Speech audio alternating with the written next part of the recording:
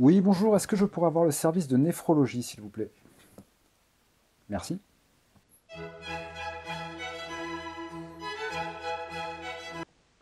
Oui, bonjour madame, excusez-moi de vous déranger. Voilà, je vous appelle pour avoir un petit renseignement. Je souhaiterais changer mon matériel photo et j'aurais voulu savoir combien vous me rachèteriez un rein. Bon état général, peu servi, et puis bon, j'en ai deux, donc je me suis dit que peut-être je pourrais en vendre un. Non, vous faites pas ça, vous. Non. Non, non, non, mais bon, tant pis, ça m'arrange pas, mais bon, c'est pas grave. Juste une dernière question, après je vous embête plus. Est-ce que par hasard vous rachèteriez un testicule? C'est pareil, j'en ai deux et du coup je. Allô? Allô madame? Ok, ok, ok. Oh, eh ben on va trouver une autre solution. Bonjour tout le monde et bienvenue dans cette nouvelle vidéo. Aujourd'hui, on va parler d'un sujet un petit peu sensible. On va parler de pognon, de pépettes, de bif, de flouze, de moula. Enfin bref, vous l'avez compris, on va parler d'argent. Parce que malheureusement, il y a plein de personnes qui voudraient s'essayer à la photo, mais qui sont vite refroidies par les prix. Et on va pas se mentir, le matériel photo, effectivement, ça coûte très cher. Mais comme vous le savez, je suis toujours là pour vous dégoter les meilleurs plans au meilleur prix. Et aujourd'hui, on va s'intéresser au marché de l'occasion. Et je sais que c'est un sujet qui fait énormément parler, qui fait énormément débat, parce qu'il y a beaucoup de personnes qui sont réticentes à acheter du matériel photo d'occasion. Mais vous allez voir qu'en prenant certaines précautions, vous allez pouvoir vous payer du matos de bonne qualité sans prendre aucun risque. Et surtout, sans vous ruiner. Ou encore s'endetter sur plusieurs générations. Parce que vraiment, je vous le dis ici, voilà, si vous êtes vigilant sur certains points, si vous prenez certaines précautions, vous pourrez vraiment faire de bonnes affaires en toute sécurité. Alors si jamais vous êtes friand de bonnes affaires, n'hésitez pas à vous abonner et à activer la petite cloche de notification pour les prochaines vidéos qui vont arriver. Et si vous avez envie de titiller l'algorithme de YouTube, n'hésitez pas à me laisser un pouce bleu et un petit commentaire. Ne serait-ce que pour me faire un petit coucou, ça fait toujours plaisir. Bref, revenons à nos moutons. Quand on pense matériel d'occasion, la première chose qui nous vient en tête forcément c'est le site Le Bon Coin. Mais avant de parler du Bon Coin, je vais quand même vous proposer quelques alternatives. Peu de gens le savent, mais il y a une multitude de sites internet qui sont dédiés au matériel photo d'occasion. Mais là, c'est pas n'importe quoi comme matos photo. Là, on parle de matos quand même qui a été testé, qui a été vérifié et qui vous est très souvent fourni avec une garantie. Donc déjà, premier point important pour ceux qui ont peur d'acheter du matériel photo, sachez-le, vous pouvez très bien trouver du matériel photo d'occasion garanti. Et encore mieux, il y a maintenant de plus en plus de boutiques photo qui se mettent aussi à faire de la revente de matériel photo d'occasion, du rachat de matos et même du dépôt-vente. Et là, je vous dis que c'est vraiment génial parce qu'effectivement, on peut déjà se déplacer et pouvoir tester directement le matos. Ça va nous permettre comme ça d'éviter les mauvaises surprises. Malheureusement, je vous le dis de suite, c'est pas là que vous ferez les meilleures affaires. Même si les prix sont vraiment intéressants, les meilleures affaires, vous les ferez quand même sur Le Bon Coin. Mais attention, parce que alors sur Le Bon Coin, il y a vraiment de tout et de rien. Surtout de rien.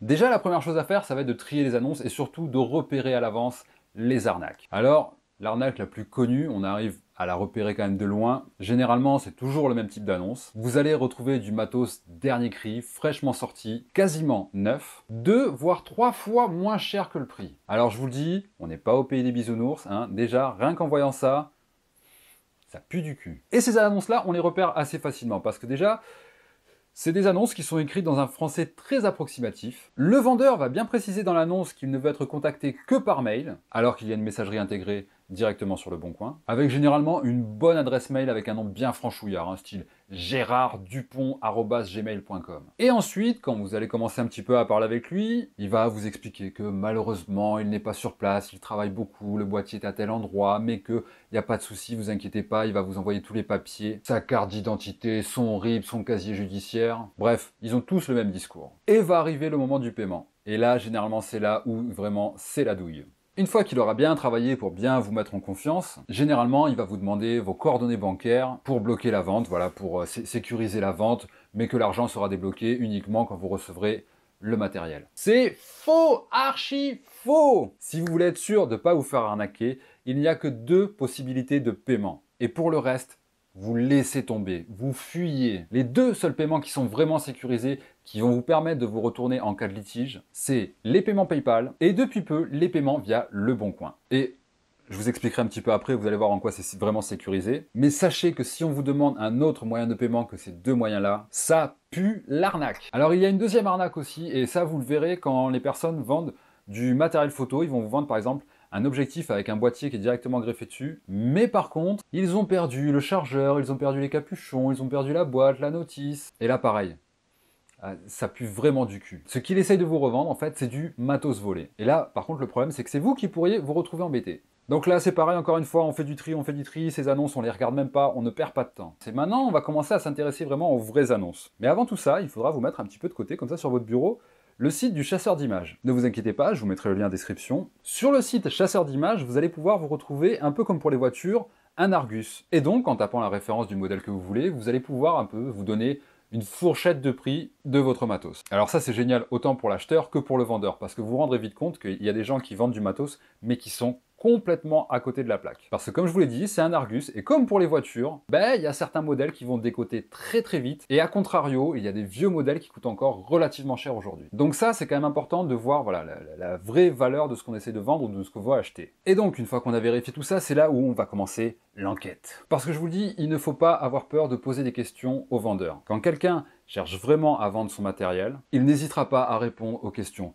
Même parfois les questions les plus saugrenues. Parce que si comme moi vous habitez au fin fond de la campagne, vous ne pourrez pas forcément aller récupérer le matos en main propre. Donc, avant d'engendrer des frais de livraison pour rien, voilà, soyez sûr, n'hésitez pas à poser des questions, n'hésitez pas à demander d'autres photos pour bien voir l'état général. Si c'est pour un boîtier, n'hésitez pas à demander le nombre de déclenchement du boîtier. Il y a un petit logiciel voilà, qui va vous permettre, en raccordant votre boîtier au PC, de savoir le nombre de déclenchements. Parce que là aussi, c'est là où on peut faire de bonnes affaires, mais on peut faire aussi de très mauvaises affaires. Vous pouvez avoir un boîtier relativement récent, mais qui a 200, 300 000 déclenchements, et là, vous pouvez vous dire qu'il a pris un sacré coup dans la tronche. Mais par contre, vous pouvez avoir des modèles un petit peu plus vieux peut-être, mais avec beaucoup moins de déclenchements, donc quasiment neufs. Donc je vous dis, voilà, c'est des petits détails comme ça, mais il faut bien être sûr de ce qu'on veut. Donc voilà, il faut vraiment savoir poser les bonnes questions. Et donc, une fois qu'on a tous ces renseignements, une fois qu'on est intéressé par ce matériel, arrive le moment de la transaction. Et là, comme je vous l'ai dit, je préfère le répéter, je vais me répéter tout au long de la vidéo certainement, mais ce sera soit PayPal, soit les paiements via Le Bon Coin. Alors, pour les paiements via Le Bon Coin, il y a des frais qui sont un petit peu élevés quand même.